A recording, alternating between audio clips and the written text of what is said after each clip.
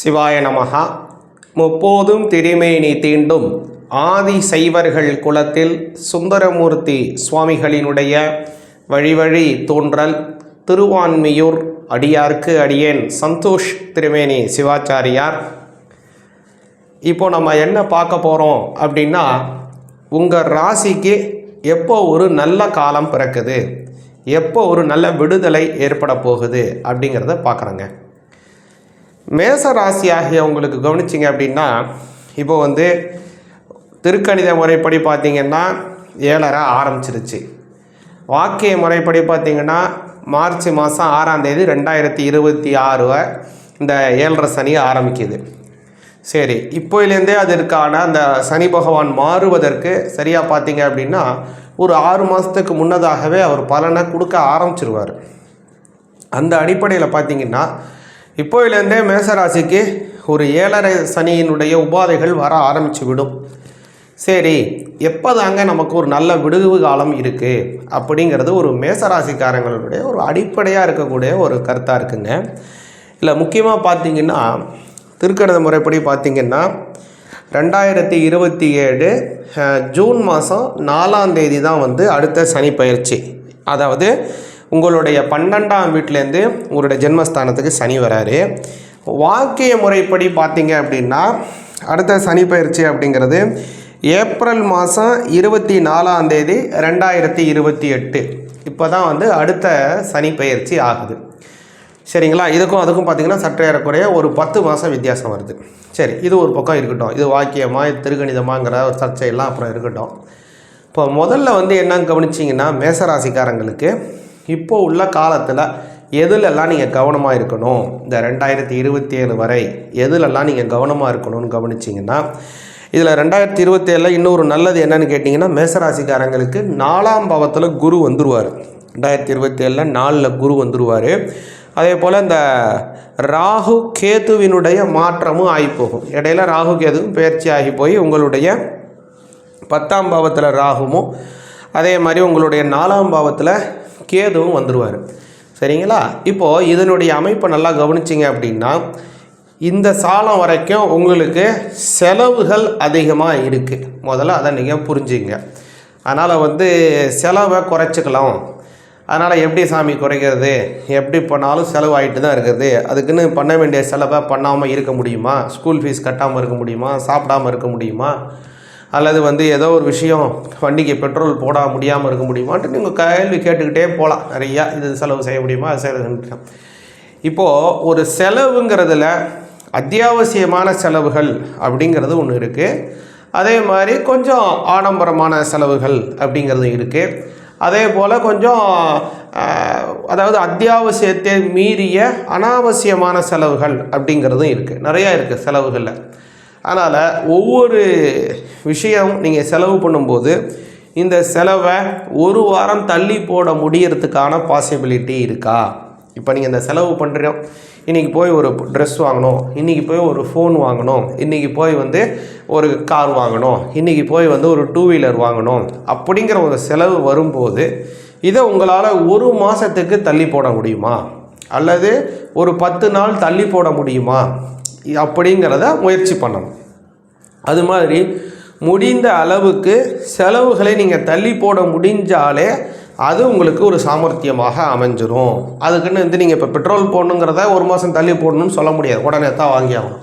நீங்கள் வீட்டுக்கு அரிசி பருப்பு காய்கறிகள் வாங்குறத ஒரு மாதம் தள்ளி வாங்க முடியாது. அதை உடனே தான் வாங்கி ஆகணும், இல்லைங்களா? அப்போது உங்களுடைய செலவுகளை நிதானமாக செய்வது முதல்ல உங்களுக்கு நல்லதை கொடுக்கும்.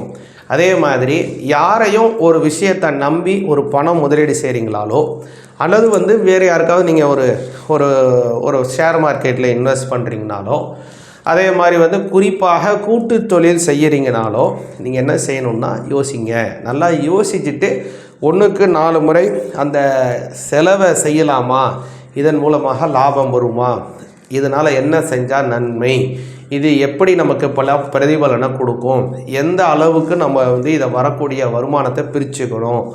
முக்கியமாக கூட்டுத்தொழில் நீங்கள் யாரு கூடயாவது சேர்ந்து பிஸ்னஸ் செய்கிறீங்கன்னா நிச்சயமாக கூட்டுத்தொழிலில் முன்னாடியே பேசிக்கிட்டு எந்த விகிதாச்சாரத்தில் இதை பிரிச்சுக்கணும், எல்லாத்தையும் தெளிவாக பேசிக்கிறது மிக மிக மிக முக்கியம். அப்படி இல்லைன்னா நீங்கள் வந்து அதிகமாக முதலீடு செஞ்சுருப்பீங்க அல்லது உங்களுடைய உடல் உழைப்புகளை அதிகமாக போட்டிருப்பீங்க, ஆனால் பிரதி உபகாரம் கம்மியாக தான் வரும் உங்களுக்கு. அதனால் அந்த விஷயத்தில் நீங்கள் மிக மிக மிக மிக எச்சரிக்கையாக இருக்கணும். கூட்டு தொழில் செய்கிறீங்க அல்லது ஏதோ ஒரு இன்வெஸ்ட்மெண்ட் பண்ணுறீங்க, வீடு வாங்குறீங்க, நிலம் வாங்குறீங்க, அல்லது ஒரு ஷேர் மார்க்கெட்டில் பங்கு சந்தையில் முதலீடு செய்கிறீங்க, ஏதோ ஒன்று செஞ்சீங்கனாலும் யோசித்து இதனால் என்ன நன்மைங்கிறதையும் சேர்த்து செய்யுங்க. அடுத்ததாக கவனிச்சிங்கன்னா, உங்களுடைய 7ஆம் அதிபதியாக இருப்பவர் மேஷராசிக்கு கவனிச்சிங்கன்னா சுக்கிர பகவான். அவருடைய சஞ்சாரமும் இந்த 2027 வரைக்கும் நல்ல ஒரு திருப்திகரமாகவும் இருக்குது. இதில் வந்து இடையில ஒரு சில காலத்தில் வந்து பார்த்திங்கன்னா அஸ்தமனம் ஆகிறார். சூரியனுடைய சேர்ந்தான் சஞ்சாரமாகிறாரு. கிழக்கு மேற்கு அப்படின்னு அவருடைய திசைகளை அடிக்கடி மாற்றிக்கிறாரு சுக்கிர பகவான். சரிங்களா? இப்போது இதனால் உங்களுக்கு என்னங்க நன்மை அப்படின்னா, 2க்கு உடையவர் 7க்கு உடையவர் எப்போ எல்லாம் அஸ்தமனம் ஆகிறாரோ அந்த சமயத்திலலாம் மேசராசிக்காரங்களுடைய வாழ்க்கை துணைவருக்கும் அவங்களுக்கும் சண்டை வரும் அல்லது மனசு பிரச்சனை வரும். ஒரு சிலருக்கு கவனிச்சிங்கன்னா மேசராசிக்காரங்களுடைய வாழ்க்கை துணைவருக்கு அவங்களுக்கும் கருத்து வேறுபாடு ஏற்படும்.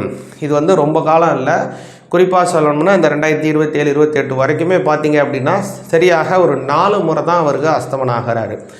இது ஒரு அமைப்பு. இந்த 4 அஸ்தமனங்கிறது சரியாக ஒவ்வொரு மாதம்தான் இருக்குது. வருஷத்துக்கு ஒவ்வொரு மாதம் இந்தமாரி நடக்குது. இதாக இந்த ஒவ்வொரு மாதமும் நீங்கள் கவனமாக இருக்கணும்.